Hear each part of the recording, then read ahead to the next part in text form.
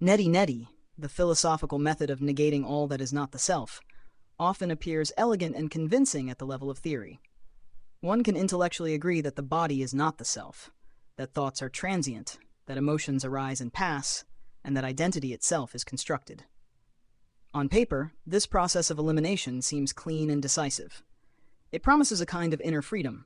If nothing observable is truly me, then nothing can bind me. However, this clarity is often fragile when it remains untested by lived experience. A person may repeat not this, while sitting in comfort, removed from situations that strongly activate desire, attachment, or vulnerability. In such a state, detachment can feel natural, not because it has been realized, but because it has not yet been challenged. The absence of disturbance can be mistaken for transcendence. This is where the gap between theory and reality becomes evident. The human system, body, mind, and emotion, is not neutral. It is deeply conditioned by biological drives, social imprinting, and psychological needs. Among the strongest of these forces is sexual and romantic attraction. When a person encounters what might be called seduction energy, particularly from the opposite sex, the situation changes dramatically. What was previously an abstract exercise becomes an immediate and embodied experience. In such moments, desire is not an idea, it is a surge.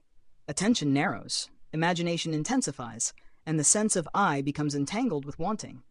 The body reacts, the mind justifies, and identity subtly reorganizes itself around the object of attraction. At this point, repeating not this is no longer a calm philosophical gesture. It becomes a direct confrontation with one's own impulses. For many, this is where the theoretical structure collapses. The person who believed they were detached discovers that their detachment depended on the absence of challenge. The philosophy did not fail. Rather, it had never been fully integrated. The encounter exposes the difference between understanding a concept and embodying it. Importantly, this collapse should not be seen as a flaw in the method itself. Instead, it reveals the depth of conditioning that remains unexamined. Seduction, in this sense, acts as a test, not because it is uniquely special, but because it is one of the most concentrated forms of desire. It brings together biology, emotion, imagination, and identity into a single, compelling force. Few other experiences activate so many layers at once. Without such encounters, a person's practice of negation can remain partial.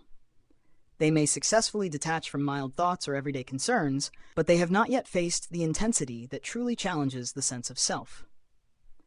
When that intensity finally appears, the earlier confidence often dissolves.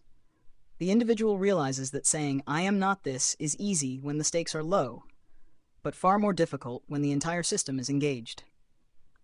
This does not mean that one must seek out such experiences deliberately, nor that seduction is the only path to testing detachment. It does mean, however, that any philosophy claiming freedom from attachment must eventually pass through situations that provoke strong attachment. Otherwise, it risks becoming a form of self-deception, an idea mistaken for realization. In this light, the collapse of theory is not a failure, but a necessary stage. It breaks the illusion of premature understanding and forces a deeper inquiry. The individual can no longer rely on borrowed clarity. They must confront the reality of their own responses. Only through this process can negation move from being a mental exercise to a lived truth. Ultimately, Neti-Neti demands more than agreement. It requires a level of awareness that remains steady even when desire arises at full intensity. Until such stability is present, most people will find that their philosophical certainty gives way under pressure. What seemed like detachment reveals itself as conditional, dependent on circumstances rather than rooted in direct realization.